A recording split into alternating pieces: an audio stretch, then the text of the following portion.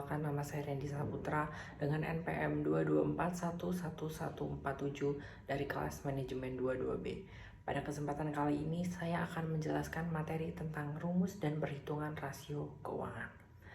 Nah, di sini saya langsung masuk saja ke materi utamanya.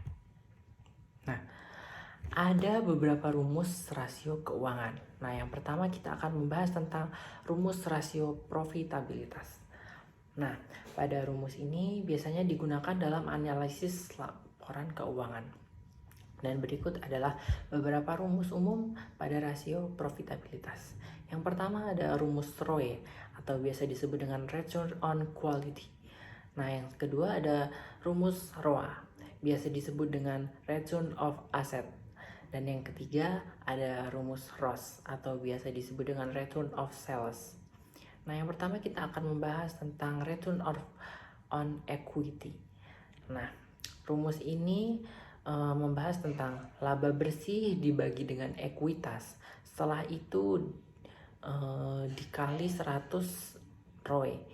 Nah, hal ini mengukur tingkat pengembalian yang diperoleh pemegang saham dari ekuitas mereka dalam perusahaan. Nah, ini memberikan gambaran tentang sejauh mana perusahaan memanfaatkan modal yang diinvestasikan oleh pemegang saham atau return of asset. Nah, selanjutnya ada ROA.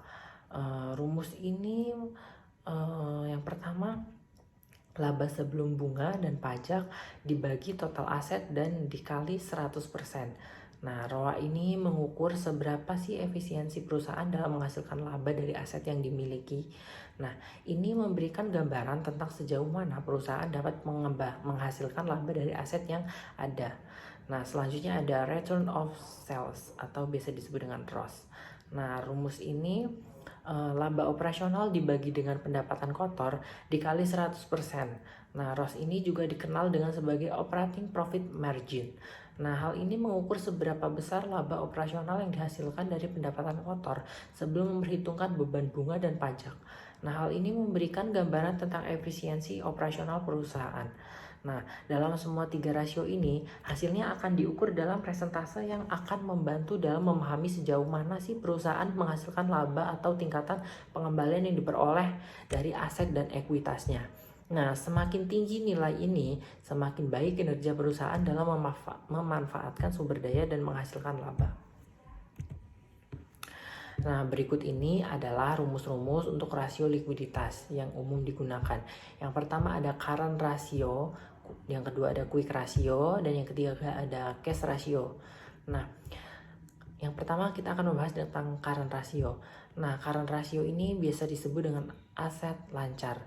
Rumus dari current ratio ini, aset lancar dibagi dengan kewajiban dan dikali 100%. Nah, rasio lancar ini mengukur kemampuan perusahaan untuk memenuhi kewajiban jangka pendek dengan menggunakan aset yang paling liquid. Nah, termasuknya seperti kas, setara kas, piutang, dan persediaan. Nah, semakin tinggi rasio ini, semakin baik pula kemampuan perusahaan untuk membayar kewajiban jangka pendeknya.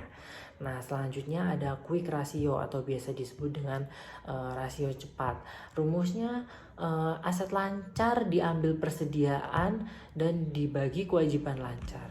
Nah, setelah itu dikali dengan 100%. Nah, variasi dari current ratio ini mengukur kemampuan perusahaan untuk memenuhi kewajiban jangka pendek tanpa mengandalkan persediaan. Nah, yang selanjutnya ada cash ratio atau biasa disebut rasio kas.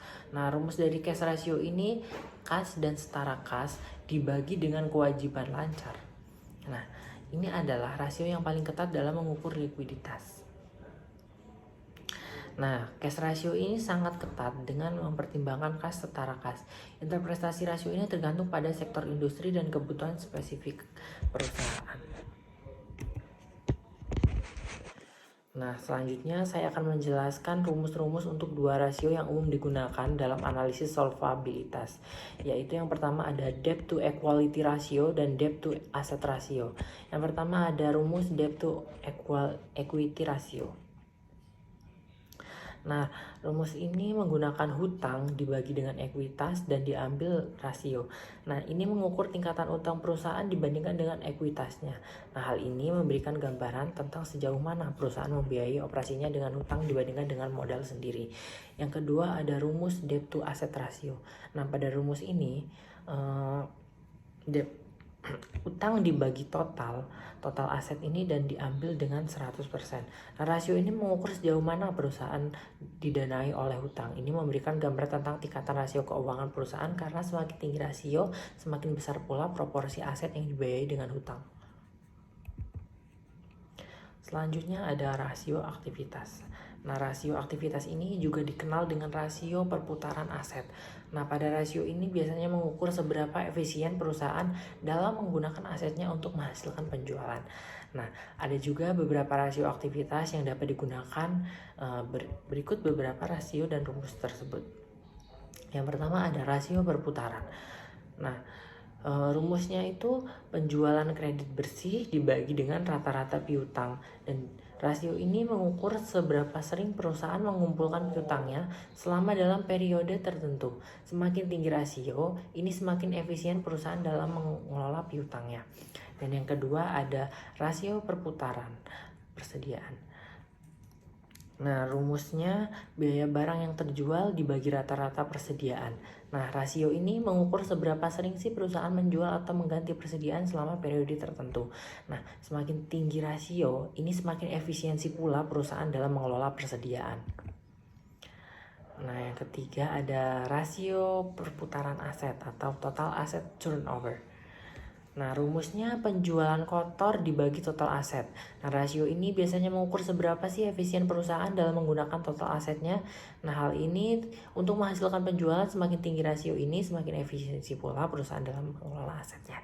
Selanjutnya yang keempat ada rasio perputaran kreditor atau biasa disebut account payable turnover. Nah, rumusnya itu pembelian kredit bersih dibagi dengan rata-rata kewajiban kreditor. Nah, rasio ini mengukur seberapa sering perusahaan membayar kewajiban kreditor selama periode waktu tertentu. Nah, yang selanjutnya ada rasio perputaran aset tetap. Nah, atau biasa disebut dengan fixed asset turnover. Nah, rumusnya adalah penjualan kotor dibagi aset tetap. Nah, rasio ini mengukur seberapa efisiensi perusahaan dalam menggunakan aset tetapnya, misalnya pabrik, peralatan, dan menghasilkan penjualan. Nah, apa sih fungsi dan tujuan penggunaan rumus dalam analisis laporan keuangan? Nah, yang pertama itu mengukur kinerja. Nah, rumus ini berguna untuk mengukur kinerja keuangan perusahaan dalam mengkonferensi data laporan keuangan menjadi indikator NAMRIC yang dapat dibandingkan dengan dievaluasi. Nah, yang kedua ada membandingkan dengan benchmark. Nah, dengan menggunakan rumus ini, perusahaan dapat membandingkan kinerjanya dengan perusahaan sejenisnya. Selanjutnya, identifikasi tren. Nah, dengan menghitung rasio dari laporan keuangan dari beberapa periode waktu yang berbeda, perusahaan dapat mengidentifikasi tren dalam kinerja. Nah, selanjutnya ada evaluasi resiko. Nah, rasio-rasio seperti rasio solvabilitas ini membantu dalam menilai resiko dan kemampuan perusahaan untuk memenuhi kewajiban jangka panjangnya. Nah, tentu saja hal ini membantu para pemangku kepentingan seperti kreditur dalam menilai resiko kredit. Nah, yang kelima, memahami efisiensi operasional. Nah, rasio seperti rasio perputaran aset membantu dalam memahami seberapa efisien perusahaan dalam menggunakan asetnya. Nah, hal ini bertujuan untuk menghasilkan pendapatan. Nah, hal ini biasanya membantu dalam mengidentifikasi efisiensi operasional atau masalah yang mungkin terjadi. Nah, yang terakhir nih ada pengambilan keputusan. Dengan menggunakan rumus-rumus rasio, manajemen dapat membuat keputusan yang lebih baik terkait dengan alokasi sumber daya, rekonstruksi, atau pengambilan keputusan strategis lainnya.